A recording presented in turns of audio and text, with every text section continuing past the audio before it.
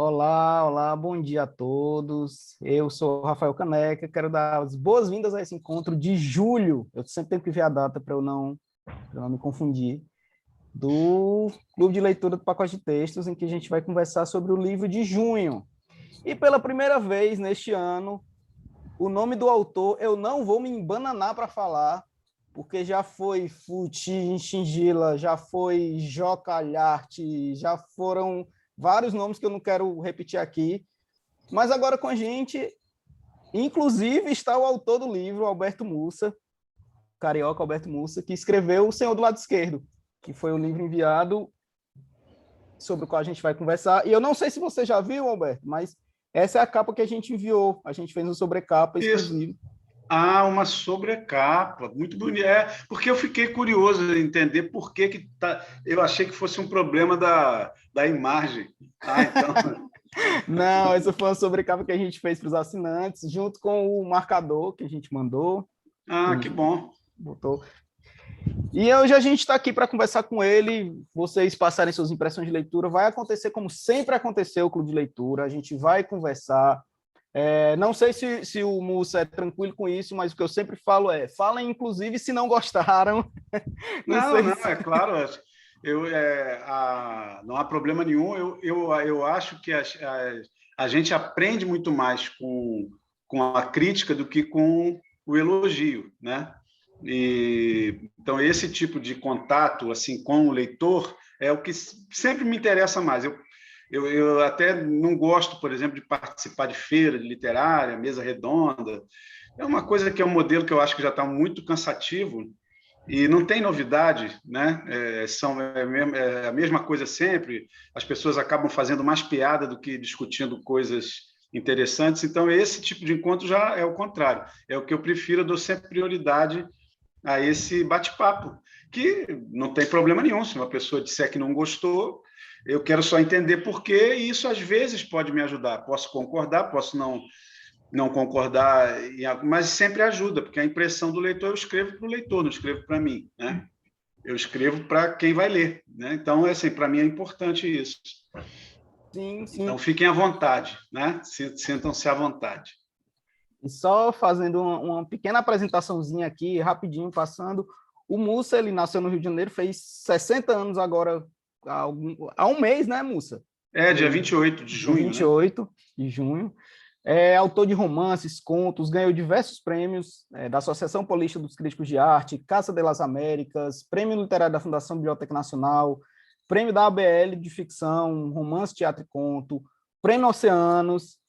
Então, ele se formou em letras pela UFRJ, né, com mestrado sobre o papel das línguas africanas, enfim.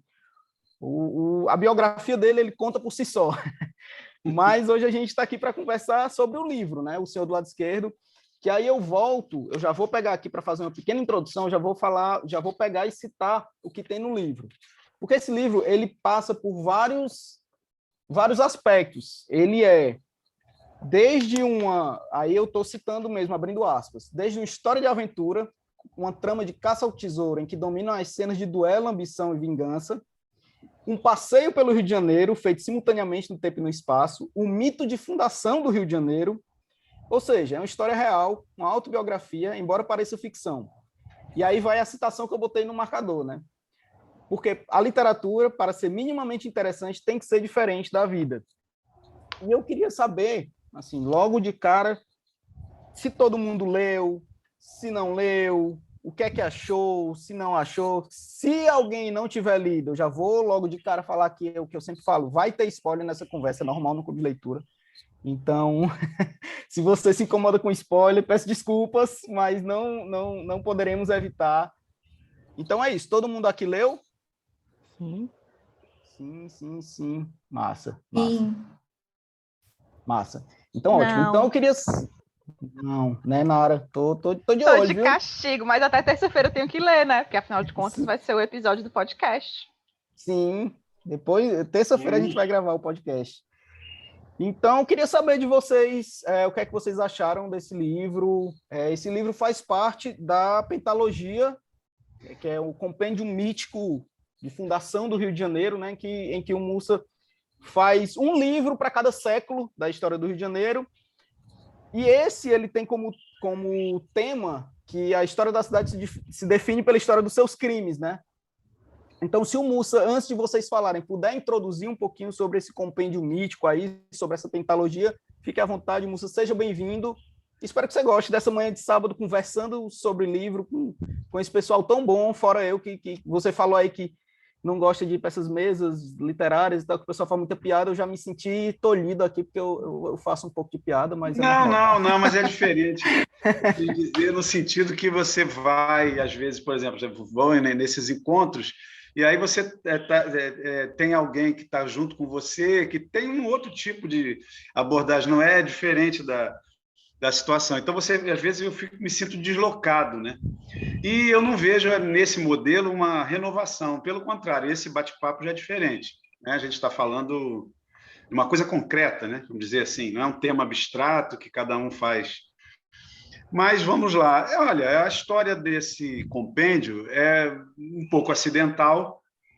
Eu escrevi, quer dizer, um livro, né? Foi o meu segundo livro, chamado Trono da Rainha Ginga, que seria um conto do meu primeiro livro de contos, que era o Eleguara, né? E esses contos eram ambientados em vários lugares e tal. Então, a história do Trono da Rainha Ginga era uma história que se passava entre Brasil e Angola, né, no século XVII. Mas surgiu uma oportunidade de um concurso para romances em fase de conclusão da Biblioteca Nacional. E eu, então, tirei, como era o conto que tinha o maior corpo, né?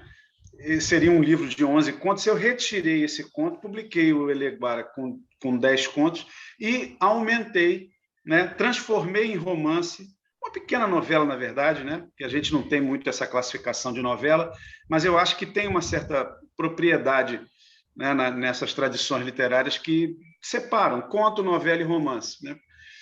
E entrei nesse concurso, tive a sorte de ser um dos ganhadores, e aí o livro foi publicado pela Nova Fronteira, foi quando começou um pouco mais a minha carreira mais profissional, vamos dizer assim. E depois que eu concluí o Trono da Rainha Ginga, eu gostei tanto de escrever que eu tive a ideia, aí a gente nunca sabe quando que surge, de fazer uma série de romances policiais ambientados um em cada século da história da cidade, para fechar um ciclo. Mas, quer dizer, primeiro eu escrevi o livro, depois é que eu tive a ideia de completar. E aí passou-se um tempo, eu estava traduzindo uma poesia pré-islâmica na época, acabou que o meu terceiro livro foi totalmente ambientado nessa Arábia pré-islâmica, né, dos poetas guerreiros e tal. Depois veio o movimento pendular, eu entrei numa fase muito mais cerebral, digamos assim, literária, e esqueci. E tinha dado uma entrevista falando que eu iria fazer os 5 romances. E eu esqueci que eu tinha tido essa ideia. E aí, um dia, alguém citou essa entrevista. E eu me lembrei, falei, caramba, eu tenho esse projeto aqui que... né? Eu até cheguei a comentar nessa entrevista antiga, lá em 2000, sei lá, 99, 2000, e não continuei, né? E aí voltei, então, com O Senhor do Lado Esquerdo. Então, O Senhor do Lado Esquerdo é justamente esse romance que retoma a ideia do compêndio mítico. E se vocês forem ler também O Trono da Rainha Ginga, vão perceber que existe uma diferença muito grande no tratamento dos livros. Eu cheguei até a pensar em tirar O Trono da Rainha Ginga dessa série e escrever outro para o século XVII, até porque eu cometi pequenos deslizes históricos no Trono da Rainha Ginga por falta de conhecimento ainda naquela época em que eu escrevi, imaturidade, falta de experiência, e também eu não tinha tido a leitura, né, de história do Rio de Janeiro que eu vinha fazer depois para poder fazer o compêndio, né? Então, os outros 4, digamos, aqueles que completam a série, eles têm uma unidade mais forte, até no sentido da concepção mesmo da narrativa, do que o Trono da Rainha Ginga. Mas também seria uma maldade com esse livro, que foi ele que me deu a ideia, né, de tirá-lo da série. Então, eu conservei, não mexi, deixei ele como está, porque eu não gosto também de alterar demais os textos, porque eu acho que aquilo faz parte da história do que você escreve, né? Se você muda o tempo inteiro, eu acho que até o próprio leitor fica sem saber, essa versão é definitiva ou não? O que eu estou lendo agora? Eu estou lendo uma coisa que vai... né? Então, eu não quis mexer demais. E é isso. Então, aí no Trono, no Senhor do Lado Esquerdo, é que toda a ideia, a concepção dessa pentalogia de ser, né, a história das cidades e a história dos seus crimes, né, de serem baseados num determinado mito, né, uma recriação, uma refabulação de mitos que eu me inspiro para fazer, escolhendo alguns que são importantes para tentar também explorar a história do Rio de Janeiro, porque eu acho que é o romance histórico, esse romance histórico, um romance policial, em primeiro lugar, né? Porque eu gosto muito desse gênero, é um gênero muito condenado por muitos críticos, muita gente, né, que acha que é um gênero menor, mas eu só lembro, por exemplo, que o Dostoiévski escreveu Crime e Castigo, que é um romance policial, escreveu Os Irmãos Karamazov, é um romance policial, mas eles não são classificados como policiais, não são chamados de romances policiais porque são excelentes romances. Então, ou seja, para os teóricos, o romance policial é aquele livro ruim. Quando é bom, não é policial. É outra coisa. Já vira romance psicológico. Se inspira no modelo policial, mas não é policial. Então, eu acho isso uma bobagem. E eu escrevo romances policiais, porque eu gosto do gênero. Eu acho que você pode ter boa literatura policial. E tem vários autores que a gente pode lembrar. O Simenon, por exemplo, é um cracaço, um grande escritor. Tem o Borges, o Bioy Casares, escreveram contos policiais. O italiano Sciascia, que é um excelente escritor, né? Do Remate, que é o suíço, eu acho que o Faulkner, o americano famosíssimo, tem contos policiais, novelas policiais. Então, eu não vejo essa necessidade de você classificar. Se considera o livro ruim, então ele é policial. Faz parte da literatura de gênero, né? Então, eu não gosto dessas classificações, não vejo fundamento, uma coisa objetiva. Então, a ideia do romance policial é histórico, porque também é uma das paixões que eu tenho, né? Esse trabalho histórico. E aí surgiu, e está bem fundamentado, O Senhor do Lado Esquerdo, que, na verdade, é o livro que consolida essas ideias vagas dessa pentalogia, né? Do compêndio mítico. Acho que eu falei já, né? Basicamente fiz uma introdução, aí vocês fiquem à vontade para a gente conversar. Então. Eu acho, antes de eu passar a palavra para quem quiser falar, eu acho importante essa discussão, principalmente eu acho também uma besteira essa questão de gênero menor, gênero maior. Acho que tem muito do gosto do leitor, cada um encontra aquilo de que gosta, e não significa que você lê um livro que não é o estilo de outras pessoas, significa que aquele gênero é menor ou maior do que outro. Eu sempre conto a história de que uma vez eu estava numa palestra e tal, e uma senhora chegou para, eu acho que era o Carrascosa que estava lá, Carrascosa falando e tal, e uma senhora já mais idosa pediu a palavra e falou: Carrascosa, me diz uma coisa, como é que eu faço para o meu neto ler mais? Ler mais não, ler melhor. Como é que eu faço para o meu neto ler melhor? Porque ele tem 10 anos e só quer saber de ler Harry Potter, não sei o que. Minha senhora, ele está lendo. Não interessa o que ele está lendo. Primeiro, que ele está lendo na cidade, e segundo, se ele chegar nos 20, 30 anos lendo Harry Potter, lendo essas coisas, é o que ele gosta. Não significa que isso é ruim, que isso é bom, mas é o estilo dele. Então, isso para mim é besteira. E quanto à questão desses romances históricos, como você falou, que tinha pensado em tirar o Trono da Rainha Jing e tal, da pentalogia, eu acho que a partir do momento que a gente lê um romance histórico, e aí eu vou citar, por exemplo, o Agosto, eu sei que é outra pegada, mas o Agosto a gente sabe que mescla elementos ficcionais com elementos reais, e tem coisa real que a gente fica se questionando também, mas isso não diminui em nada, não muda em nada o valor da obra, não muda em nada a história. Eu acho que você fez bem, assim, falando bem, modéstia à parte, mas fez bem em não tirar, eu acho que não precisaria. Mas eu quero ouvir também dos outros, quem quer falar, acho que o João Pedro se inscreveu. João Pedro está inscrito, isso. Gente, quando vocês quiserem falar, podem ou levantar a mão ou colocar aqui no chat, que eu estou prestando atenção, tá bom? pessoal. Eu já vou logo falando que eu não gosto muito de romance policial, não. Mas eu sou uma pessoa ansiosa, então os romances policiais que eu já li foram Agatha Christie, Sherlock Holmes, essas coisas. É aquela coisa de muitos suspeitos. E aí, com a minha ansiedade, eu fico achando que todo mundo na história é suspeito, porque não tem muito definido ali quem que é, quem que pode ter matado. Tem dúvidas sobre todo mundo, né? E aí, enfim, eu sofro lendo isso. Agora aqui eu gostei porque, por ser um romance policial, ele tem poucos suspeitos, né? A Fortunata e o Aniceto, que no final das contas é a mesma pessoa, né? E aí, enfim, eu gostei. No encontro passado a gente comentou aqui o livro do Dr. Rowe e eu tinha comentado que eu não estava pegando muitas referências de Nova York, essas coisas.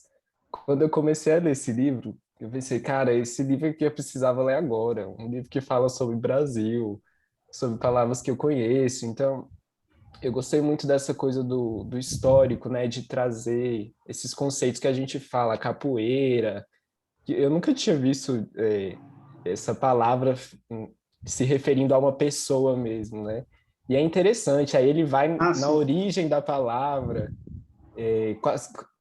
esses contos, né, que ele insere no meio da história, são todos muito legais, muito fascinantes de conhecer a história do Rio, desde, enfim, desde a época que não tinha colonizador, né? E aí outra coisa, né, que, não sei, ele falou que pode criticar, então vamos...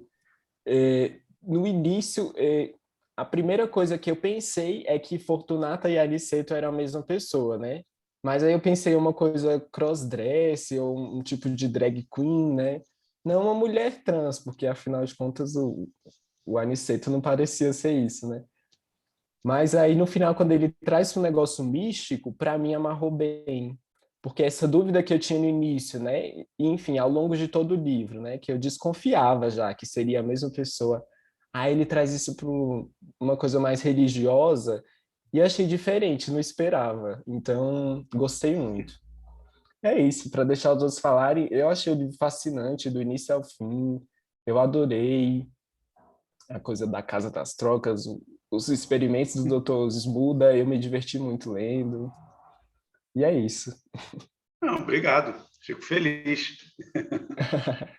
Eu gostei também. Essa parte, por se tratar de um romance não apenas policial, mas que tem todos os outros aspectos, aspectos históricos e tal, eu acho que tem um momento, logo no começo do livro, ele fala bem, olha,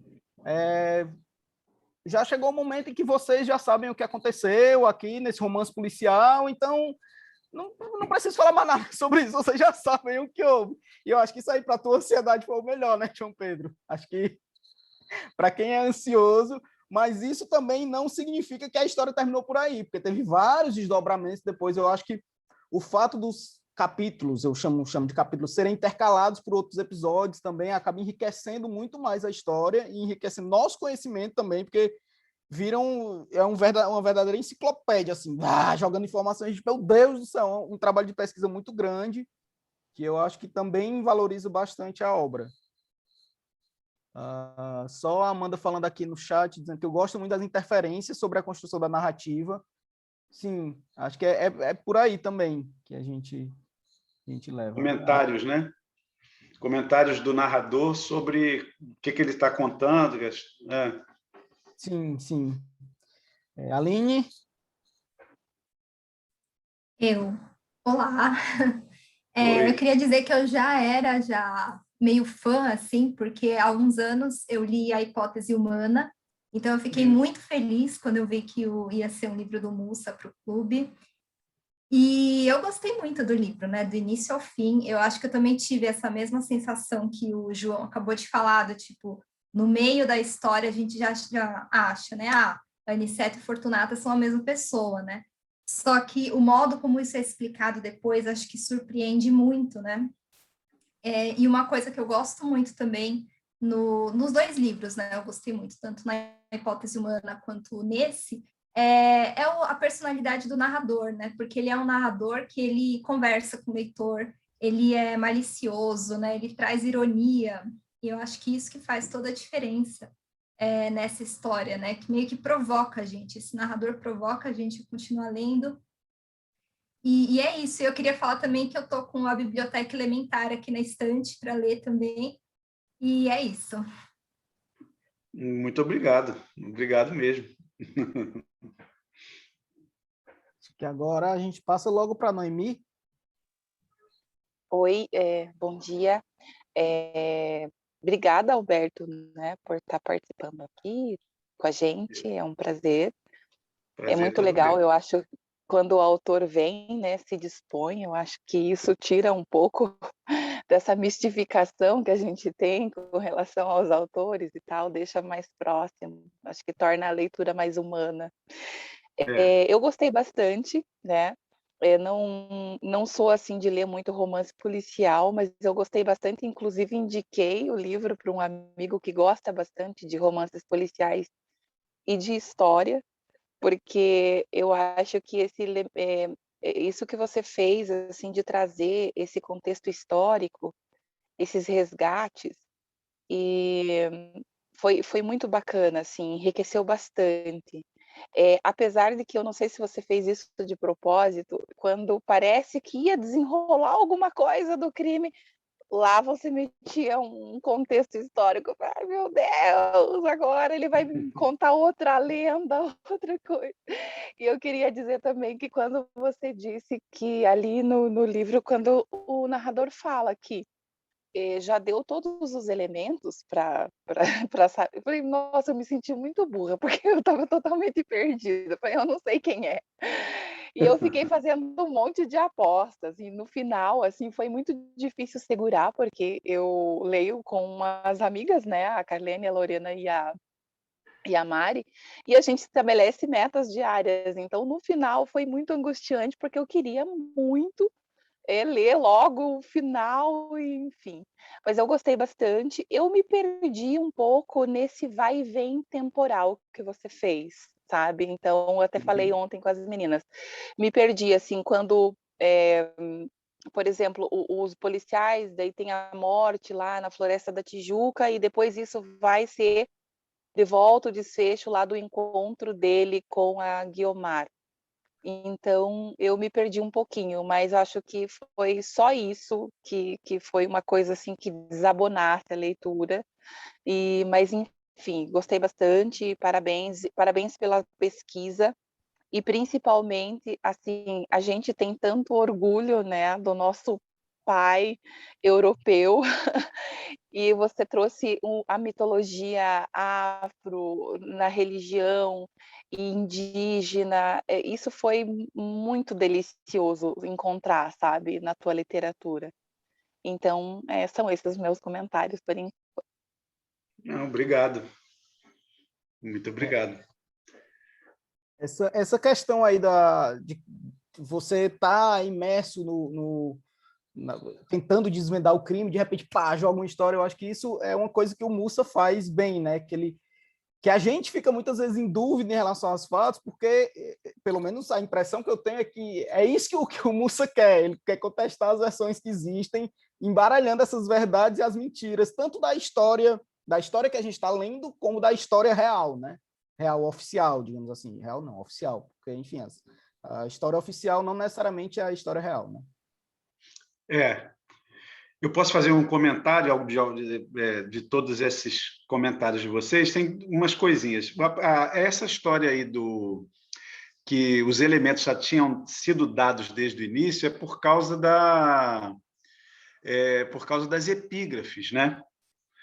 Então, quando esse livro ele foi inspirado no mito de Logunedé, que é um orixá do candomblé, né, de Queto, né?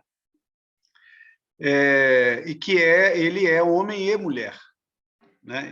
Na verdade, ele é um homem, nasceu como um homem, mas ele adquiriu um poder de se transformar em mulher, né? Porque ele fez um pacto com espíritos femininos ancestrais que são anteriores, de uma época em que o mundo não era governado pelos homens, era governado pelas mulheres. E depois esse poder das mulheres foi tomado, né?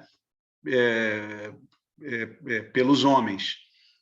Mas essas que são as chamadas senhoras da noite, né? As donas de pássaros, elas continuam existindo, interferem na vida da gente, isso na concepção do candomblé. E esse caçador, que era o Logunedé, esse menino, ele fez um pacto porque ele não mataria pássaros, porque esses pássaros são propriedade, são, na verdade, manifestações dessas senhoras, desses espíritos femininos. Então, com isso, ele adquiriu esse poder de se transformar em mulher. E eu coloquei isso na epígrafe, né? E botei uma história que se assemelha um pouquinho, não é exatamente a mesma coisa, mas que tem também o mesmo motivo, que é a história do Tiresias.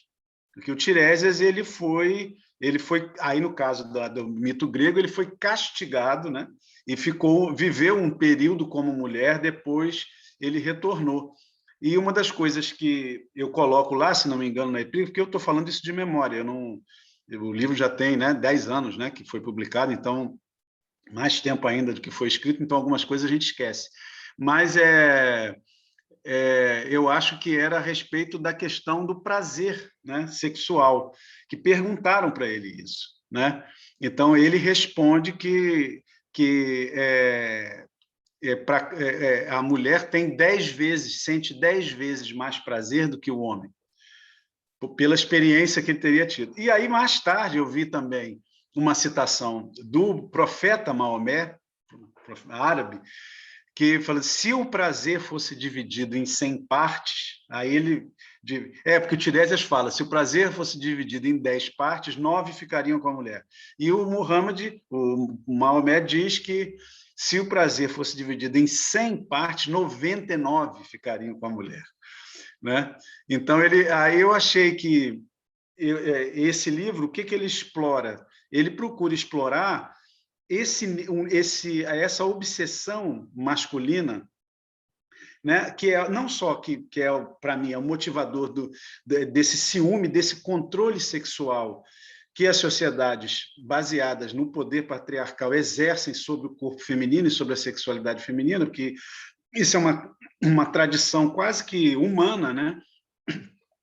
Existem sempre formas mais brandas, formas menos brandas, mas de um controle muito forte do homem em relação à sexualidade da mulher. Então, toda essa história a própria ideia da monogamia, a própria ideia a existência do conceito de adultério, né? Uma série de coisas são, na verdade, controles sexuais. Isso está fundamentado do lado do homem numa competitividade sexual muito grande, né? Então, o medo, a preocupação se a mulher trair, na verdade, se ela vai sentir mais prazer com o outro. Na verdade, é um problema pessoal dele. É um problema que ele vai se sentir inferiorizado como homem, né? Então, eu quis tematizar esse problema mítico, né? Que eu acho que é abordado nesses mitos, indiretamente, né? Tanto na fala do profeta, no mito do Tiresias e na questão do Logunedé, porque é visto justamente... engraçado que quando esse orixá vem para o Brasil, a interpretação passa a ser diferente, uma interpretação mais machista, como é típica da sociedade brasileira, ainda mais que vem do século passado, né? Então, ele passou a ser o patrono dos homossexuais, né? Dos gays. Eu, por exemplo, sou filho desse orixá, né? Não é a questão que é a visão que se tem do Logunedé no Brasil é uma visão moralizante, porque ela condena, né? Então, as histórias que você vai escutar, ela já tem todo um viés brasileiro, vamos dizer assim, numa sociedade patriarcal, colonial, né? Que insere um monte de preconceitos. Então, a ideia... E se as pessoas esquecem de ler o mito na sua essência, na verdade, aquela conquista desse caçador é uma conquista, é um poder que ele adquiriu. Entre os diversos orixás tem vários poderes, né, relativos a domínios da natureza e tal, e o do Logunedé, um poder que ele adquiriu é se transformar em mulher. Então, de certa maneira, ele reverencia a condição feminina, a sexualidade feminina, o corpo da mulher, né? Então, a gente poderia ter tido uma leitura no Brasil um pouquinho diferente dessa história, não temos, infelizmente, ainda um orixá que muitas casas, inclusive, excluem, né, do seu panteão, justamente por essa característica, né, como se isso fosse uma coisa negativa, né? Então, então eu gosto de trazer essas coisas assim, né, para poder justamente fazer isso, provocar um pouco de discussão a respeito das questões. No caso que você falou sobre as culturas africanas e ameríndias, né? Eu realmente, isso é uma coisa bem consciente que eu faço. Eu procuro, porque eu sempre acreditei nisso, baseou toda a minha vida, não só na pesquisa, na época que eu pretendia ser professor universitário, não consegui, por causa do Plano Collor, eu perdi meus empregos, perdi minha bolsa de pesquisa, e aí como eu tinha um filho, meu filho mais velho hoje tem 32 anos, né? Ele tinha 1 ano na época, então eu precisei trabalhar, tive que abandonar então a carreira universitária. Só me tornei, inclusive, escritor por causa disso, né? Porque eu teria tido uma outra trajetória. Mas desde essa época a minha preocupação sempre foi muito essa, porque existe uma subserviência muito grande às culturas europeias, porque a gente tende a associar uma superioridade tecnológica, vamos dizer assim, pessoas que conhecem coisas materiais, fazem uma associação disso também com a cultura chamada imaterial, a cultura espiritual. E eu não vejo também nenhum fundamento objetivo para que a gente tenha essa noção, né? Que o fato de você dominar tecnologias mais poderosas que outras também te dão uma superioridade intelectual. Não é isso, porque o aspecto intelectual ele vai se manifestar em outros campos. É no pensamento, na maneira de discutir as questões, né? Na arte, nas narrativas. Então, para mim, o patrimônio intelectual humano ele é equivalente, né? Seja a narrativa mítica ágrafa de um povo do Xingu, seja a literatura sofisticada de um James Joyce, né, que é considerado um dos maiores autores, o mais importante do século XX e tal. Eu não vejo diferença de nível de qualidade nem de nível intelectual entre as duas coisas. Eu acho muito importante que a gente comece a perceber, né, porque a base do racismo também é essa, né, é um primeiro... que inclusive era justificativa, né, de todas as barbaridades que foram cometidas historicamente contra os povos colonizados e dominados pelos europeus no processo de expansão. Uma das justificativas era essa: não, olha, eles são inferiores, porque eles não têm tecnologia, não fazem navios, não constroem não sei o quê, não fazem catedrais, né? Essas coisas assim. Quando isso, na verdade, é totalmente dispensável, não é isso que demonstra o grau intelectual e o valor intrínseco do pensamento de um povo, né? O seu patrimônio intelectual não é manifesto por essas coisas. Então, acho isso importante também. Um terceiro ponto, só porque eu não quero me alongar demais para também não tomar tempo do debate, é que assim existe uma questão que eu acho muito interessante do livro policial, que acho que foi o João Pedro que tocou nisso, né? Da ansiedade de descobrir quem é o culpado quando você lê. Mas você sabe o seguinte: eu aprendi a ler os livros policiais sem me preocupar em competir com o autor. O autor ele sempre vai estar numa posição superior à do leitor, porque ele que fez o livro, né? Ele já sabe o que vai acontecer, então ele vai manipular. Isso faz parte do jogo narrativo, né? Ele vai manipular de certa forma. Existem algumas pessoas que teorizam sobre o romance policial que falam que o bom autor policial é aquele que dá todos os elementos logo no início da narrativa para o leitor identificar o culpado. Eu acho até interessante você realmente lançar esses elementos todos, mas se você lê o romance policial não com o olho de quem quer competir, quem quer ser o detetive, mas fruindo, acompanhando a reação dessas personagens, não só do investigador, mas dos próprios suspeitos, como eles reagem, né? Qual é o efeito do crime, porque o crime, isso em qualquer sociedade, ele é um momento extremo, né, da vida, né? O normal é que não haja crime, não haja homicídio, né? Não haja assassinato. Isso é o que a gente espera. Então, assim, quando acontece, algo deu errado, tem alguma coisa errada nesse universo, né? Nesse cosmos, porque aconteceu uma situação de exceção condenável. Então, é essa reação que leva, né, a gente investigar as profundidades da humanidade, a relação com o próprio crime, porque o que leva uma pessoa a cometer crimes, né? Determinados tipos de crime, né? Então, são esses que eu até quis trabalhar nesse compêndio mítico, né, do Rio. Então, eu acho que a gente pode tentar fazer uma leitura do policial sem essa ansiedade, porque você vai fruir mais os livros. No caso de alguns autores, não é. Quando são um estilo de literatura que é muito focada mesmo na investigação, você não vai conseguir sair daquilo. Mas tem muitos livros policiais que vão, né, que trazem essa investigação, mas eles vão buscando, né, um panorama daquela sociedade, um panorama psicológico das pessoas, né, em quem investe mais nesse aspecto. Então, eu acho que a gente pode fazer uma leitura distensa, vamos dizer assim, para você fruir melhor, né? Sem se preocupar em ter que se antecipar o desfecho do livro.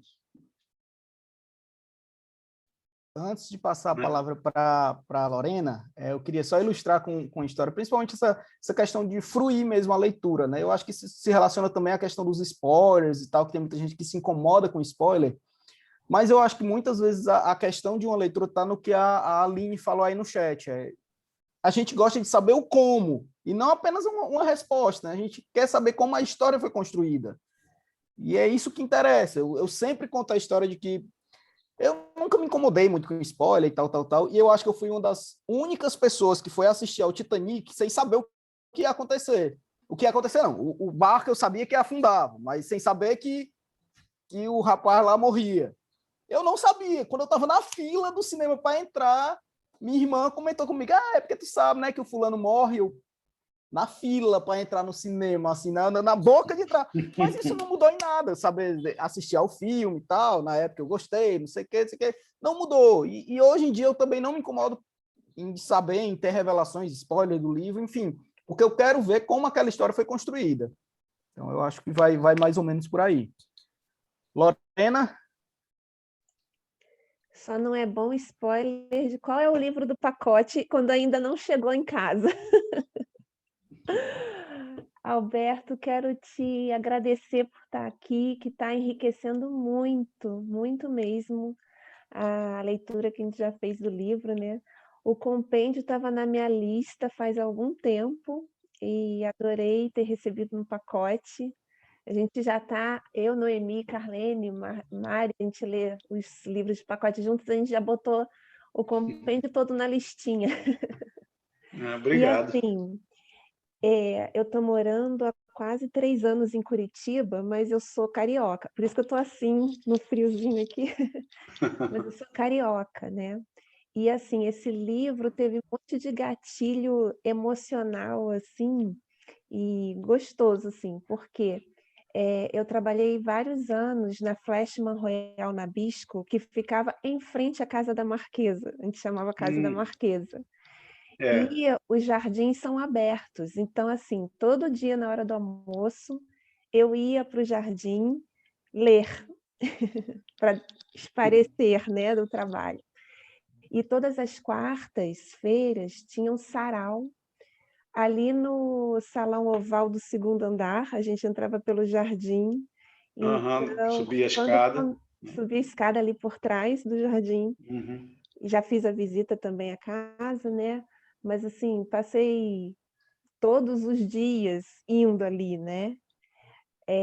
Eu morei na Tijuca, fazia trilha na Floresta da Tijuca, então assim, foi muitas coisas assim gostosas que surgiram assim de recordação lendo o livro, né? E eu queria que você falasse um pouquinho, assim, porque a gente fica impressionada com a extensa pesquisa que você com certeza fez E assim, é muito gostoso ver muitas dessas histórias que você coloca, eu não conhecia, né, da minha cidade. E então, como que é esse processo? Com certeza você gosta, né, de estudar isso, e aí surgem ideias, e como que isso se encaixa na história que você está pensando em escrever do livro? Algumas você vai pesquisar durante o livro, ou aquilo já foi pesquisado? Queria que você falasse um pouquinho desse processo, assim. Obrigada, viu? Não, obrigado por tudo que você disse. Não, assim, eu nem gosto muito de chamar de pesquisa, porque a pesquisa seria mais quando você tem... ela precisa de um sistema, né, mais, digamos, dirigido por um determinado fim, né? O que eu faço, eu chamo de que é uma espécie de mergulho, imersão de leituras. Então, por exemplo, como começa o livro? Primeira coisa que eu escrevo, e eu nunca mudei, né, desde que eu comecei a escrever, eu sempre defino o título. Então, eu começo pelo início, começo pelo título do livro. Porque o título resume o que eu quero dizer. Resume, não, talvez seja um pouco exagero, mas ilustra, né? Seria talvez o verbo melhor empregado. Ele ilustra bem o que vai ser desenvolvido dentro da história, né? Da ideia que foi tida. Então, eu escolho um título. Quando eu escolho esse título, eu escolho a história, mais ou menos eu já tenho o ambiente que ela vai se passar.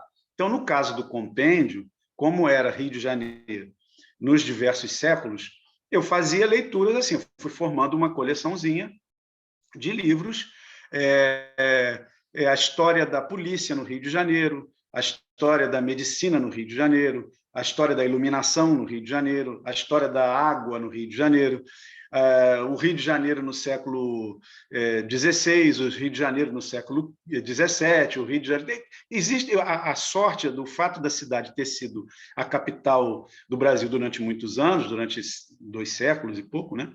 Quase 2 séculos, permitiu que houvesse uma bibliografia muito grande sobre a cidade. Então, a gente tem muita informação, mais do que em muitas outras cidades brasileiras, né? A gente tem, por o Rio de Janeiro, muitos estudos, né? Teve também o que contribuiu foi o 4º centenário, que houve um investimento muito grande, a cidade tinha acabado de deixar de ser capital federal, né? Passou a ser um estado independente, mas havia ali, naquela época, pelo menos, uma efervescência assim, de vontade de resgatar a cidade, porque o que o governo federal fez, o que o Brasil fez, né, com o Rio de Janeiro, na época foi muito cruel, porque tirou a capital, mas não preparou a cidade para ser outra coisa, né? Então, as pessoas ficaram órfãs de uma coisa que elas estavam acostumadas há 200 anos, né, que é trabalhar em serviço público, aquela coisa toda, e de uma hora para outra a cidade teve que se reconfigurar, então teve uma motivação muito grande. Isso gerou uma série de livros, de uma série de pesquisas. Então, eu fui me valendo dessas informações. Eu ia lendo, principalmente ambientado naquele século ali, e às vezes descobria coisas também. Algumas eu já sabia de leituras anteriores, né, já tinha noção, aí é casual, mas outras eu descobria com esse processo de imersão, né? Então, de lendo artigos. Aí, recentemente mesmo, para escrever, por exemplo, os romances do século XV, do século XVI e do século XVI, que foi a primeira história do mundo, tinha acabado de sair o maior, talvez, historiador do Rio de Janeiro, que infelizmente já faleceu, Maurício Abreu, que escreveu a geografia histórica do Rio de Janeiro. Poxa, aquele livro para mim foi fundamental. Eu estava lendo uma série de documentos esparsos, e aí muito mais difícil, porque você tem que ir somando, né, as informações e juntando tudo, e aí vem um cara que faz uma obra abençoada, porque aí eu pude ler numa obra só, você tem tudo condensado. Então, você vai pensando, digamos assim, de uma obra de um historiador verdadeiro, né? Aqueles elementos que você acha que podem ser literariamente mais interessantes, né? Então, por exemplo, um desses romances, acho que ele diz lá, o Rio de Janeiro, quando a cidade surgiu, ela tinha 3 ruas. Eu achei isso um negócio fantástico, né? Isso aqui eu não posso deixar de, ao escrever o romance, caracterizar essas ruas. Aí, bom, como que elas vão ser caracterizadas? Aí é uma coisa que, às vezes, você tem que se valer da ficção. Não tem como você tentar reproduzir a verdade pura, mas quanto mais você se aproximar de uma reconstituição de um cenário. Então, por exemplo, a coisa dos cenários na cabeça, eu faço os mapas dos lugares que eu vou. Eu tenho também dessa coleção que eu fiz, uma coleção de mapas do Rio de Janeiro, então tem mapa, isso é até do Quarto Centenário também.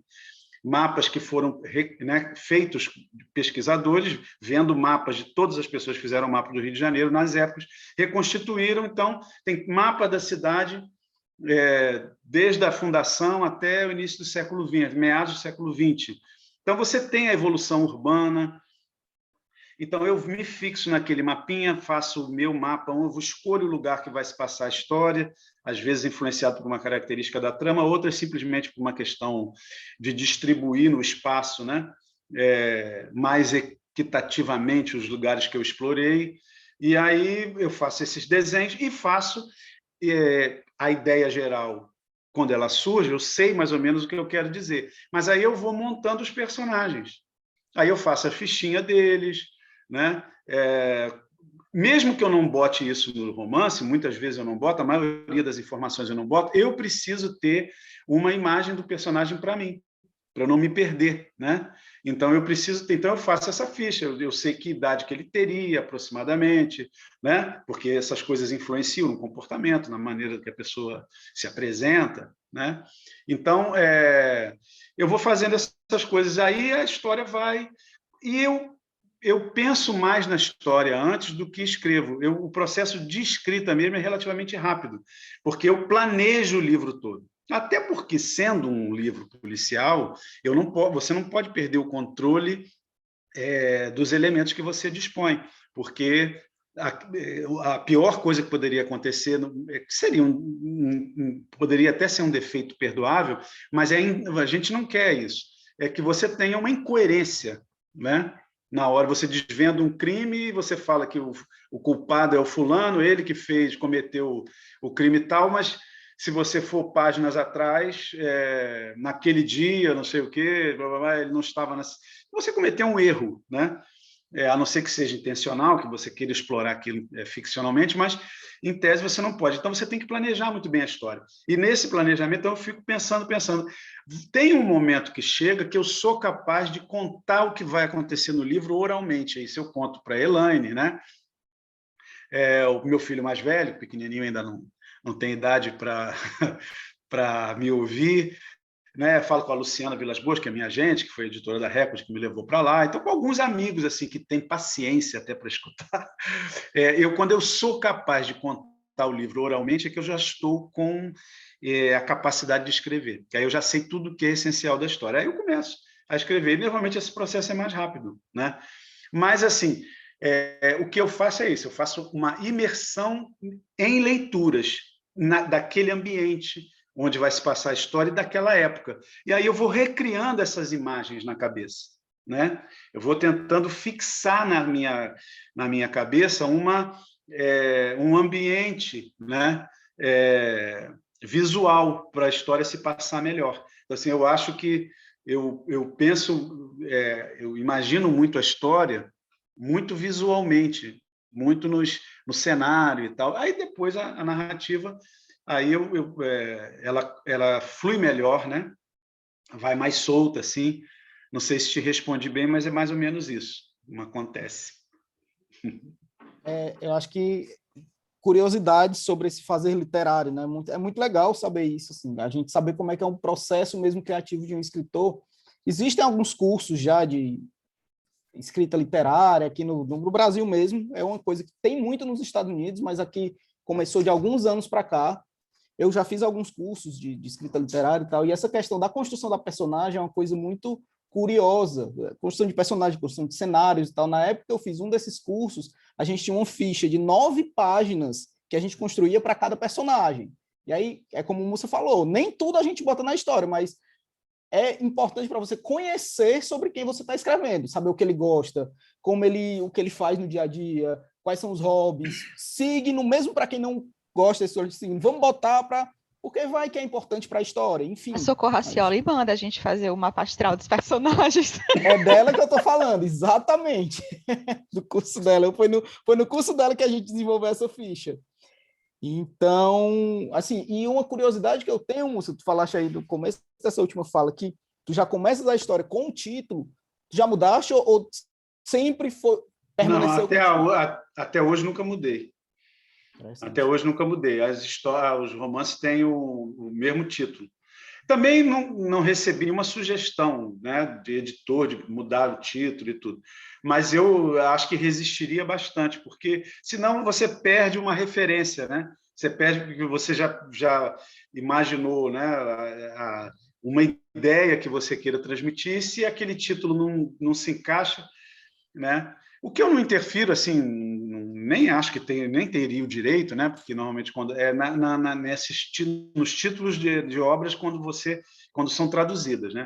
Aí já tive tradução assim que são traduções de chorar, né? Então, por exemplo, O Senhor do Lado Esquerdo foi traduzido nos Estados Unidos como O Mistério do Rio, porque estava na época das Olimpíadas, então os caras queriam que, né, o livro, esse livro aqui, O Mistério do Rio, todo mundo vai comprar, porque o Rio está na crista da onda, tá, né?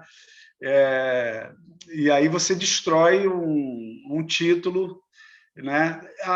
Em outras línguas, o problema às vezes é a tradução, às vezes a ideia, o conceito, né? Esse título mesmo em inglês, ele é bem controvertido, assim. Os tradutores divergiam muito nas soluções, né? Eu acho que a sugestão que eu tinha feito era master, mas chegou a haver uma proposta de uma outra coisa. Então, às vezes, não me lembro. Mas, por exemplo, em francês também é difícil de traduzir a ideia do senhor do lado esquerdo, que esse senhor aí não é um velho, é o senhor que é o dono, né? Mas a brincadeira do título é essa, justamente a ambiguidade, e que você pode começar a ler o romance achando que está falando de um senhor, esse senhor não vai aparecer, se ninguém sabe quem é o senhor, de repente a pessoa chegar à constatação que o senhor é o senhor no sentido de que ele é o que domina o lado esquerdo, que no caso é o lado feminino, né? Então, assim, são essas brincadeirinhas que, às vezes, em outras línguas, quando você vai passar, você não tem o equivalente, né? Então, a solução, às vezes, não fica exata, não fica precisa, mas também tem outras, como essa do Mistério do Rio, que assassina completamente o título, né? Quer dizer, o cara mudou o título totalmente, né? O editor, até o tradutor ficou zangado, porque ele tinha passado não sei quanto tempo para pensar em como traduzir, aí vai o editor e muda tudo e tenta fazer um título mais popular. Acontecem as coisas assim, né? Quando entra nessa parte comercial aí... mas eu acho que a Juliana resumiu o meu comentário também, que ela falou impressionada com isso do título. Eu também fiquei, porque normalmente a gente vê o contrário. A última coisa que os escritores fazem é definir o título. Pelo menos a grande maioria que eu já vi até hoje é assim. Não, escreve, depois é que eu vou pensar no título, então, mas isso é curioso. Falar em Juliana, microfone aberto. Oi, gente, bom dia. Eu cheguei tão estabanada, atrasada, nem falei com ninguém.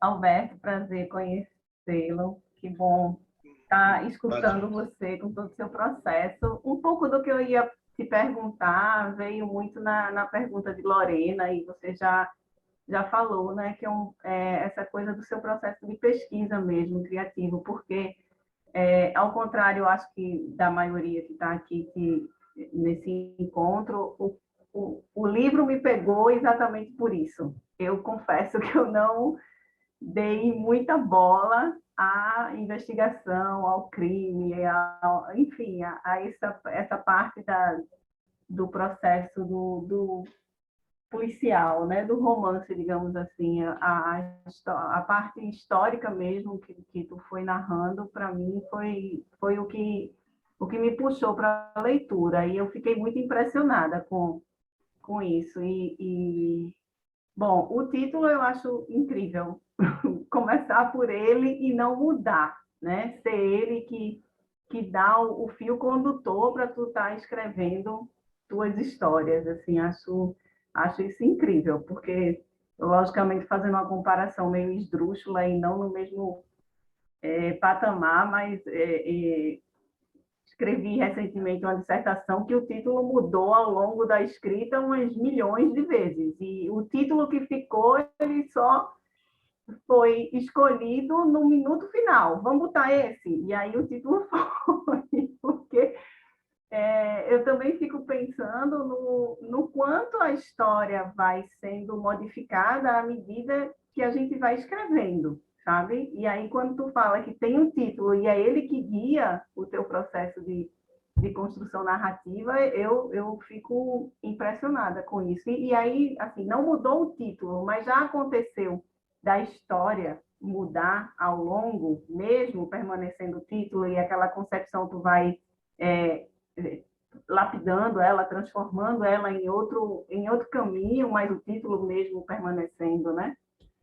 E eu acho assim também, só para fazer um comentário, que para quem conhece o Rio, ou já morou no Rio, ou é do Rio, como Lorena, né, é um passeio o teu livro, né? A gente vai passeando por aqueles lugares, aquelas ruas, e vai localizando as ruas, as paisagens históricas, né? E turísticas, digamos assim, hoje em dia do Rio de Janeiro, e isso também foi um outro grande deleite para mim na leitura, muito legal. Fluida, né? Você vai lendo e é rápido, você não para de ler, o narrador parece que está assim, sentado do teu lado, contando essa história para você, e isso também é outra questão que para mim fluiu muito bem. Bom, obrigado. Não, essa coisa da história mudar acontece, não radicalmente. A questão do título, até assim, porque tem uma ideia inicial, né? Digamos assim, no caso do Senhor do Lado Esquerdo, eu sabia o que eu queria, eu tive essa ideia. Olha, eu vou fazer uma história policial em que vai ter um homem, vai se transformar o homem se transforma em mulher, depois ele volta à forma masculina, e porque eu tinha, né, nessas leituras prévias, digamos assim, eu vi um negócio de uma curiosidade de um livro que eu comprei, hoje nem tenho mais, porque já me desfiz dele, porque não cabe, né, você manter todos os livros sempre juntos, que é a história do surgimento e desenvolvimento da datiloscopia, dessa coisa das impressões digitais. Então, o livro ele começou com essa motivação. Para você, poxa, até os irmãos gêmeos têm impressão digital diferente, né? Se eu fizer uma história em que pessoas diferentes tenham a mesma impressão digital, né, para criar, digamos, a confusão, né, ou a dificuldade policial de interpretação do fato, né, aí você vai juntando as ideias, né, vai juntando as coisas, e aí por isso é que a essência do que vai ser dito não vai mudar, mas a condução da história às vezes muda. No caso, por exemplo, de um romance que eu escrevi, também faz parte do compêndio da primeira história do mundo, eu cheguei à primeira versão dele, tinha 300 e tantas páginas de Word, eu joguei tudo fora, estava muito ruim. Aí fiz uma segunda, cheguei a 100 e poucas coisas, também não estava. Por quê? Ali eu não tinha percebido que aquela história não podia ter detetive. Então eu tinha lá um cara que investigava, que era um jesuíta, só que, não sei se alguém já leu A Primeira História do Mundo, talvez que se alguém tiver lido vai entender. Eu não podia, eu descobri que quando eu colocava o investigador, eu quebrava toda a magia da história, o efeito do final que eu queria projetar. Esse livro é um livro baseado no mito das Amazonas, né?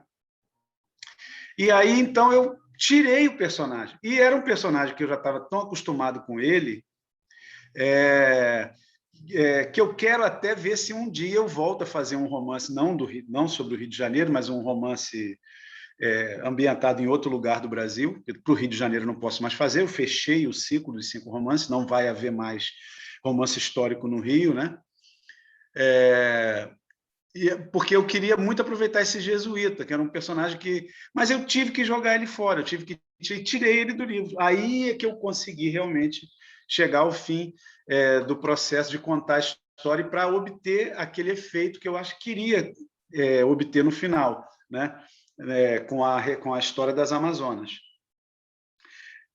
Então, assim, às vezes você tem que mudar, e normalmente muda porque você percebe que a condução que você está dando, por mais que você tenha tudo esquematizado e projetado, há certas conduções, às vezes, na prática, vão se revelando para você como inadequadas, né? Que você vê que o resultado da narrativa não ficou bom, né? Que você não está atingindo aquele efeito que você deseja, e aí você tem que mudar, né?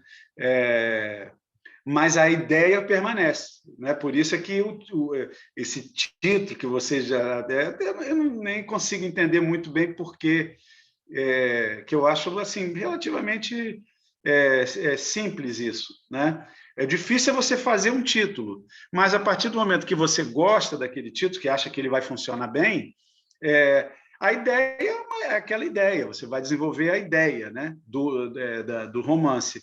Mas a condução, às vezes, você tem que cortar um pedaço. Isso acontece muito. E eu acho que vai acontecer nesse que eu estou escrevendo agora, que é um romance que se passa já numa época que eu vivi, uma época contemporânea, né, anos 70, e eu estou parado. Eu não estou conseguindo avançar na projeção dele. Então, eu acho que eu vou ter que mexer em alguma coisa para que ele possa funcionar. Tem alguma coisa ali que eu não percebi ainda que está me dificultando. Eu preciso entender o que é, até perceber o que é. Agora, como que se faz isso, eu não sei. É uma coisa muito intuitiva. É muito mais intuitivo do que racional, né? É uma coisa de percepção mesmo. Muito difícil de... Eu sei que tem um problema, mas eu não sei onde está. Não sei se te respondi.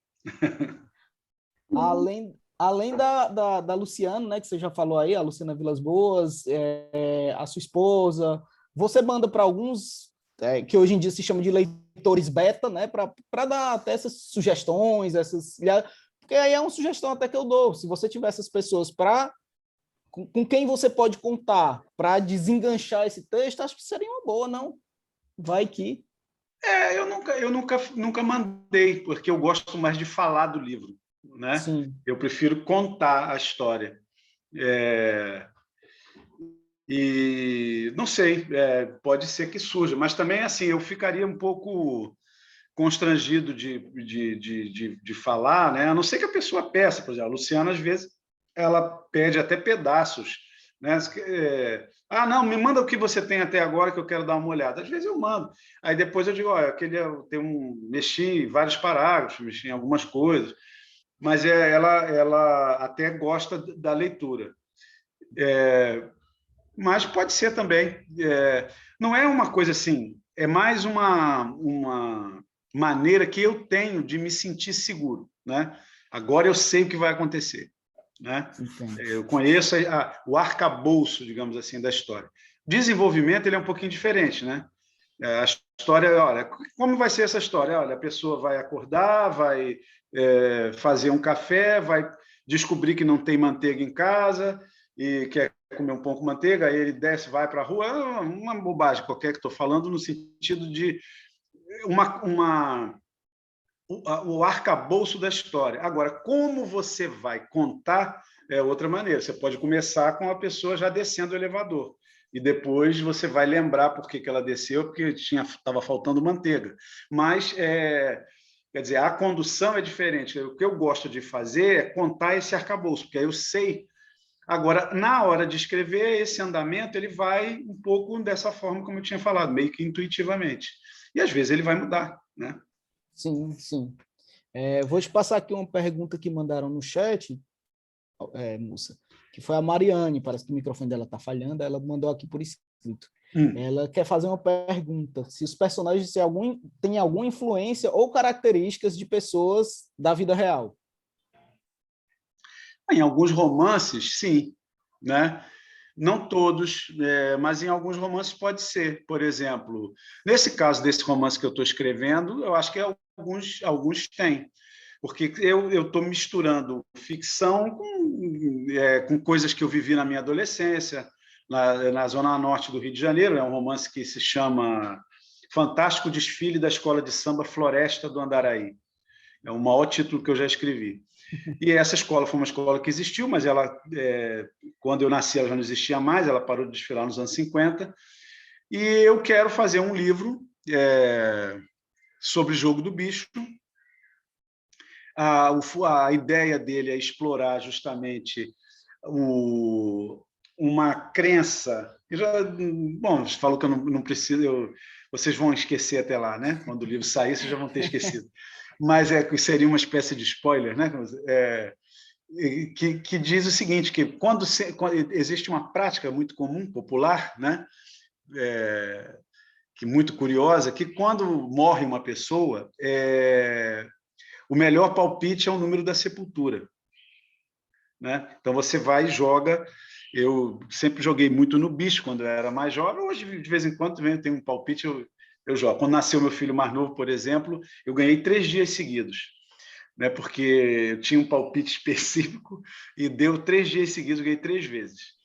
Depois você perde tudo outra vez, você continua jogando, aí o dinheiro vai embora. Mas eu ganhei bastante, ganhei mais de R$1.000. E aí tem essa coisa do enterro que você joga no número da sepultura. Então, assim, isso é para dar um exemplo para vocês. Essa é a ideia inicial de um romance que eu não sei exatamente como ele está acontecendo, mas eu sei que isso daí tem que entrar. E a razão do título, Fantástico Desfile da Escola de Samba Floresta do Andaraí, é o quê? Isso para vocês entenderem bem, né? É o quê? Porque a história se passa nos anos 70, mas ela relembra, ela remete a eventos que ocorreram em 1961, que ficcionalmente é o momento em que eu vou extinguir a escola, que essa escola vai desaparecer. Ela desapareceu antes, mas eu vou aumentar um pouquinho o prazo de vida dela, vou inventar alguns anos a mais, para acabar em 61, justamente para ser um livro contemporâneo, porque 61 foi o ano que eu nasci. Então, tudo que se passa de 61 para frente já não é mais histórico, né? Para mim. Eu já estava vivo, né? Já estava vivendo. Então, ele vai remeter. E aconteceram, né, uma série de incidentes no mês de janeiro de 1961 que mataram, né? Teve uma enchente, né? Isso tudo ficcional, né? Teve uma enchente que matou muitas pessoas, teve uma chacina numa reunião da própria escola de samba que matou outras importantes, e teve também um grupo de jovens que foi entrar pelo mato, né? Fazer acampamentos dentro da mata, e se perdeu e ficaram desaparecidos e morreram lá. Então, assim, e vários dessas pessoas que morreram nessas tragédias de janeiro de 61 eram componentes da escola de samba. Então a escola de samba desapareceu por isso, porque houve um luto generalizado e a escola não desfilou e aí tal. Então isso é um mote. O Fantástico Desfile é porque essas pessoas vão aparecer de novo. Elas vão aparecer depois de mortas. Esses mortos estão reaparecendo. Então você tem os terreiros, você tem os feiticeiros do morro, os terreiros de Umbanda, você tem o centro kardecista no bairro lá do Andaraí, que é onde se passa a história, né? Você tem a cartomante. Então, todos esses elementos que existiam lá na Zona Norte, que são pessoas que lidam com o mundo sobrenatural, cada uma da sua maneira, seja, né, a cartomante, seja o Jorei, que tinha também lá, o Dr. Fritz, que fazia aquelas operações no centro de mesa, e outros terreiros mais ligados à tradição africana. Então, de todas essas pessoas, esses mortos vão desfilar novamente, né, por ali. E tem um crime, né, tem um crime que vai ocorrer que tem relação com isso. Aí, se você me perguntar, mas qual vai ser? Bom, isso eu ainda não sei. Eu ainda não sei, estou ainda no processo de condução dessa história. Mas eu já sei algumas coisas que são muito importantes, né? Quer dizer, essa base, ela não vai desaparecer. Porque senão é outra história, senão a história perde o sentido totalmente. Se eu tirar, não vai ter mais nada de jogo do bicho. Se eu não tirar o jogo do bicho, acabou a história. Então, assim, a ideia da narrativa é baseada nisso daí. O título é uma referência a essa ideia. Se alguma coisa dessa estrutura desaparecer, desaparece tudo. Eu vou construir outra coisa. Agora, qual crime vai ser esse? Eu não sei. Exatamente, eu não sei ainda. Eu tenho algumas ideias, mas não estão funcionando. Na minha cabeça, não estão funcionando ainda. Então, é um livro que está demorando um pouco, e eu acho que porque eu também tenho a dificuldade do contemporâneo, isso para mim é um desafio muito grande. Parece que a minha imaginação melhora mais quando eu vou para um tempo mais distante, talvez até porque seja mais fácil, né?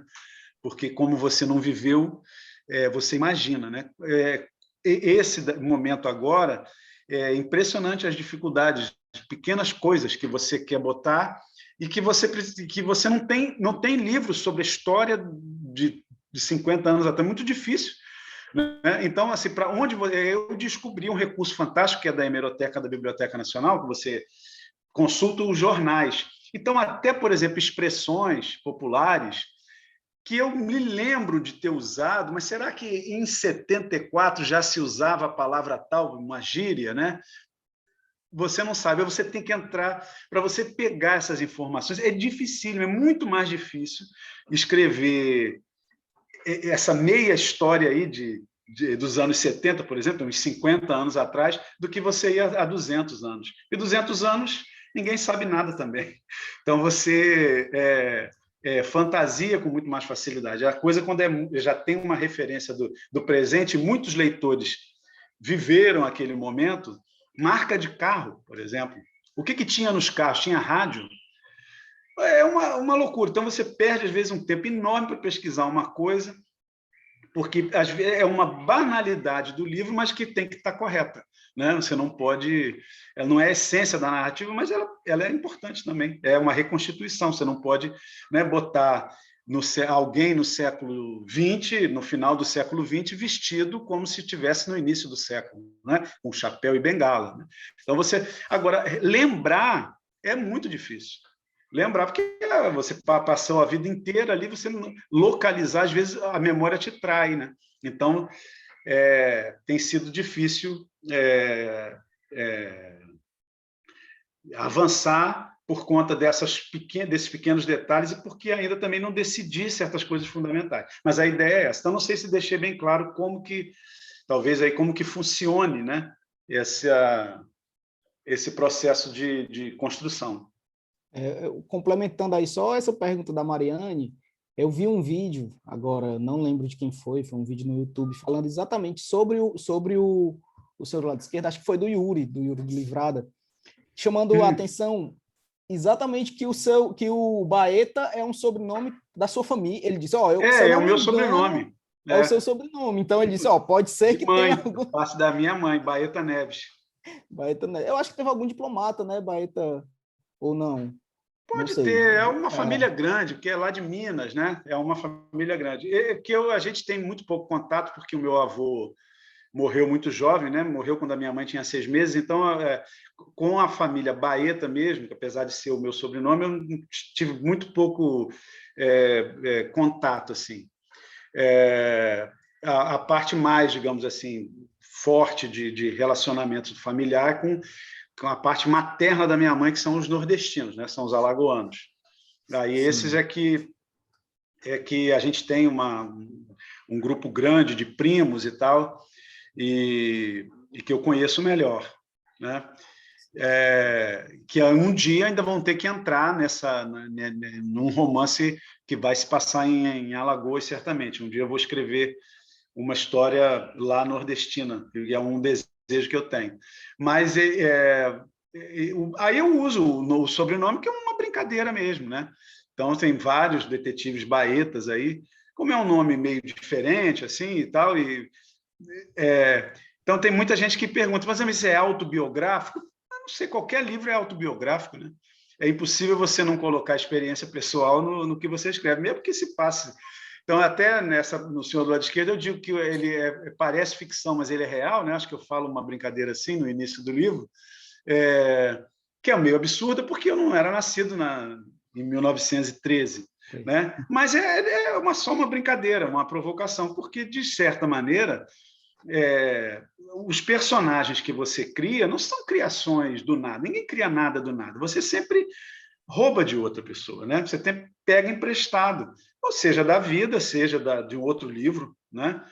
Ninguém tem esse dom de criar coisas absolutamente do nada. Quem fez isso pela primeira vez são os chamados homens das cavernas, né? Os nossos antepassados longínquos lá, que foram os primeiros que contaram história no mundo, né? Só que eles têm 200, 300 mil anos, ninguém se lembra deles. Hoje, o que a gente faz hoje é só contar as mesmas histórias e mudando um pouquinho, né? Então, a gente não cria muita coisa. Você reúne elementos que você, ou da sua observação e de outras leituras também. Não existe também nenhum escritor que não tenha uma sombra por trás, um outro autor que, na verdade, que foi o que conduziu ele àquele ponto ali. É a referência. Alguns você percebe com mais nitidez, outros não, mas sempre tem. Ou um conjunto de autores, se não for só um, né? Porque é impossível você ter essa coisa, esse seria quase divino, né? De criar absolutamente do zero. Não, ninguém faz isso, né? Você só adapta, né? Aproveitando, moça, a gente já está se encaminhando para o fim aqui, e essa pergunta vai ser ótima, que foi a última que eu escolhi, que foi da Noemi, que vai ser, eu acho que é a curiosidade de todo mundo, e eu estou muito curioso também para saber qual vai ser a sua resposta. Mas a Noemi perguntou aqui no chat o que é que você lê. E aí eu quero muito saber o que é que você lê, o que é que você tem como esses escritores aí de cabeceira, ou enfim, como inspirações, enfim. Olha, eu leio, assim, eu leio muitos romances, né?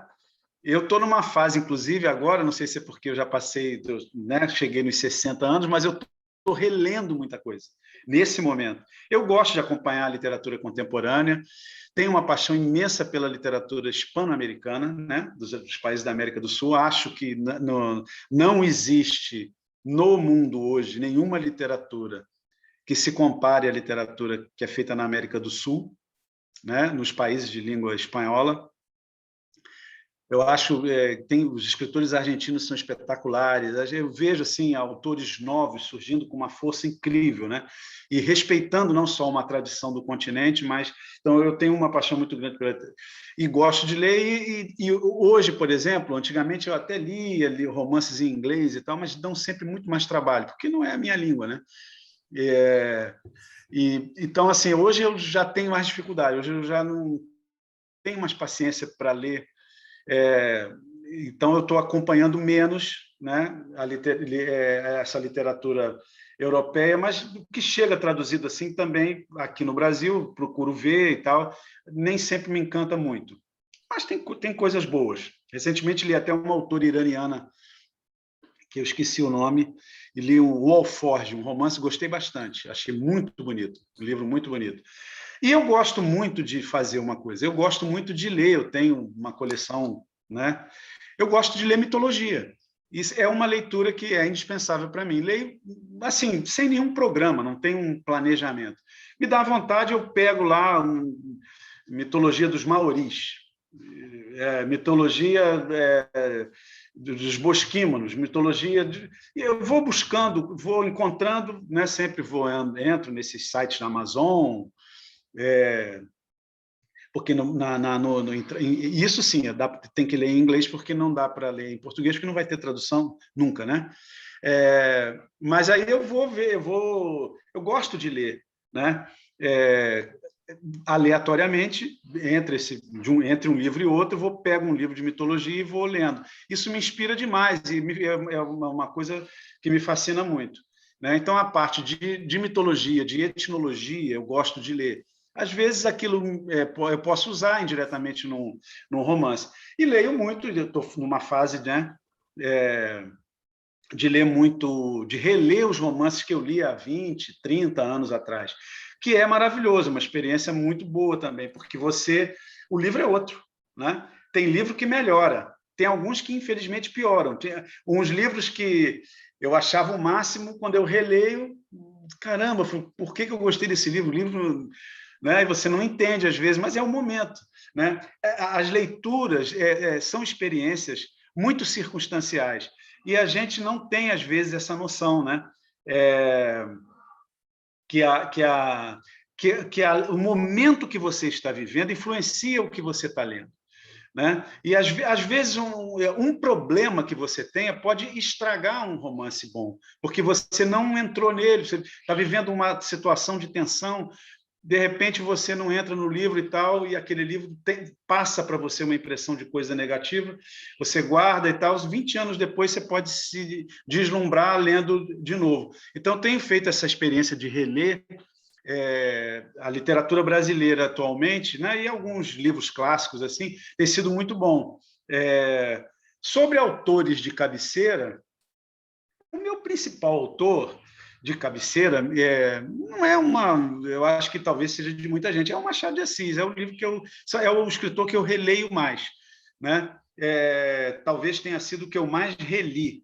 Gosto também demais do Lima Barreto, releio sempre, gosto dos argentinos, né? Bioy Casares e o Borges, releio muito. O Borges, cada vez eu tenho relido menos, isso é uma coisa interessante, porque eu sempre tive muita vinculação até com a concepção literária do Borges, mas hoje em dia eu cada vez gosto mais do Bioy Casares, acho ele mais humano do que o Borges, acho o Borges realmente muito mais cerebral, né? E talvez nessa uma fase que eu tive muito cerebral tivesse muito ligado, mas hoje eu releio menos, hoje já me dá um pouco menos de prazer, não que eu não deixe de admirar, não é isso não, mas é uma coisa assim, eu vou procurar o livro porque eu quero ter um momento de prazer na leitura, então é instintivo, hoje eu releio muito mais o Bioy Casares do que o Borges, mas o Machado de Assis, eu acho que desses, assim, é o grande campeão. Agora, tem autores na literatura romancistas, né, que eu acho que muito esquecidos e que mereciam lembrança. Oswaldo França Júnior, ninguém fala mais dele, mas é um autor espetacular. Nelson Rodrigues, também o romancista, também acho fantástico. Adonias Filho, que é um cara que ninguém se lembra, maravilhoso, esplêndido. Altran Dourado. Tem uma mulher que eu acho um crime, não se fala, ainda mais hoje, quando se procura tanto lembrar, né, da literatura feminina brasileira, Maria Alice Barroso, que ela tem uma obra-prima, um dos maiores livros do Brasil, chamado Um Nome para Matar, um romance, sei lá, de umas 500 páginas, mas é maravilhoso, um romance de 500 páginas que você lê, se tiver tempo, lê em 2 dias, porque é impossível parar de ler. Não porque seja policial, não. Tem até uma série de... Mas não é um livro policial, não tem um crime para ser desvendado. É uma saga familiar, uma saga de uma cidade imaginária, no norte do estado do Rio de Janeiro. Ela era de Miracema, se não me engano. Então, ela cria a Parada de Deus, uma cidade. Então, tem desde a fundação dos primeiros garimpeiros, pessoas que foram procurar ouro e não sei o que lá, depois a dominação lá de uma família que começou a ter. Então, essa história é uma história espetacular. E essa mulher foi completamente esquecida. Então, assim, acho que a gente trata muito mal a nossa memória, porque existem autores assim que não chegam a ser canônicos, porque na universidade você só estuda Guimarães Rosa, Clarice Lispector e Machado de Assis também, mas tem caído também ultimamente, né?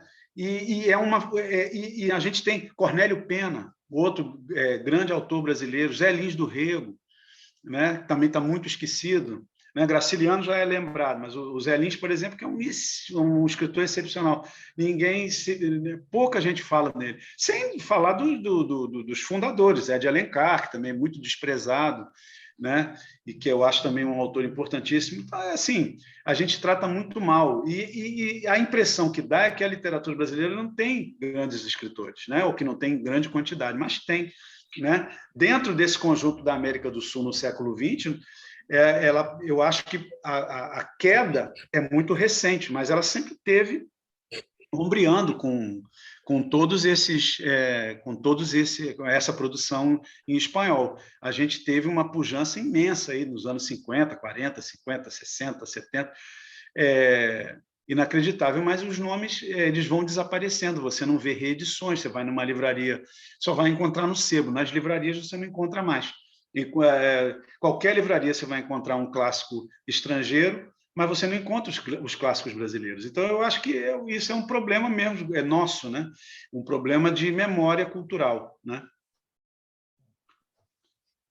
Bom, gente, depois dessa chuva, eu vi todo mundo aí botando no chat, anotando os nomes dos autores, todo mundo, e como essa conversa vai ficar gravada, eu acho que vou ficar recuperando aqui sempre para lembrar esses nomes. Múcia, eu quero te agradecer por ter estado com a gente essa manhã, 1h30 aqui conversando, passou voando, assim, por mim eu passava mais horas e horas, mas eu estou vendo gente aí agasalhada, querendo curtir o friozinho. Aqui tá calor, aqui eu confesso que tá calor, mas foi uma conversa muito boa. Se tem alguém que quer falar mais alguma coisa, a gente abre o espaço agora para agradecer, antes do Múcia também dar suas palavras finais. Alguém quer falar algo? Todo mundo falando aqui no chat que foi incrível, gratidão, agradecendo. Então, Múcia, mais uma vez. Olha, eu que fico, como eu disse para vocês, eu tenho certeza, para mim é muito mais importante esse encontro do que para vocês, porque é uma oportunidade assim única. Assim, a escrita é uma coisa muito solitária, né? E é diferente, é um tipo de coisa. O cantor ele tem a plateia, né? O músico ele tem a plateia, o ator ele tem a plateia naquele momento lá que participa com ele, né? O autor não tem, você não conhece, às vezes você não sabe quem é o seu leitor, né? Então, esse momento assim para mim é muito importante. Ouvir vocês, isso me deixa muito feliz, fiquei muito honrado com o convite. Estou sempre à disposição. Se vocês quiserem falar comigo, meu e-mail é muito fácil, Alberto Mussa Gmail. Então, vocês podem mandar mensagem se vocês quiserem qualquer coisa. Eu estou sempre à disposição e fico muito feliz com essa oportunidade que vocês me deram de estar aqui para falar. Muito obrigado e vocês tenham um dia maravilhoso. Pode deixar que depois de uma conversa dessa todo mundo vai ter. Essa questão de conversar com o leitor, eu acho que isso é muito importante, porque por mais que a escrita e a leitura sejam atividades essencialmente solitárias, a gente não precisa se encerrar naquela atividade solitária, né? Eu acho que esses momentos de troca são muito mais importantes, que a gente aprende com o outro, aprende a ter um novo olhar sobre aquilo que a gente leu, enfim, compartilhar sobre leitura, eu acho importantíssimo. Eu vou te pedir, Múcia, só para a gente bater a foto, que a gente sempre bate a foto da conversa. Então, peguem seus livros, abram as câmeras, quem puder, que aí a gente vai tirar o print. Nara, tu tiras ou eu tiro? Posso tirar aqui. Pode tirar. A Nara, inclusive, ela queria falar uma coisa aqui, mas, Nara, abre teu áudio e fala, por favor. O que eu queria falar? O nome do autor do Alforge. Pera. É a... Não, pera. Barri Nakjavani. Bahia, né? Barri. Termina com H. Barri Nakjavani. Pronto, olha aí. Maravilha. Isso mesmo. Meu filho, eu gravei um vídeo sobre essa mulher, eu passei meia hora com o tradutor, com o negocinho do áudio no meu ouvido para eu poder pegar pelo menos metade do nome dela, mas até hoje... Sim, então, vamos lá bater um print.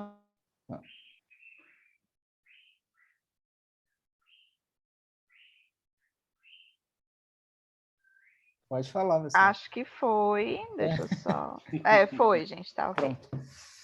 Pronto, pois muito obrigado, Múcia. Estamos aqui à disposição também, sempre que precisar, estamos às ordens. Eu sei que a gente precisa mais de você, mas a gente está à disposição aqui, tá bom? Muito obrigado. Muito obrigado mais uma vez, gente. Um grande abraço aí, beijo para todos vocês. Obrigada, bom dia. Obrigada, gente. A gente se encontra, pessoal, no dia 25. Cadê? Dia 25 não, dia 24, para conversar sobre o livro de julho. Alguém não recebeu ainda?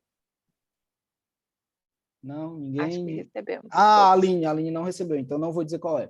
Então, dia 24 de agosto, a gente se encontra para conversar sobre o livro de julho. 24 de agosto. 24 de agosto. Tchau, tchau. Terça-feira, pacote. É uma Minha Nossa terça? Senhora, calma então. 4 é terça. 28. Vai ser numa terça. 28.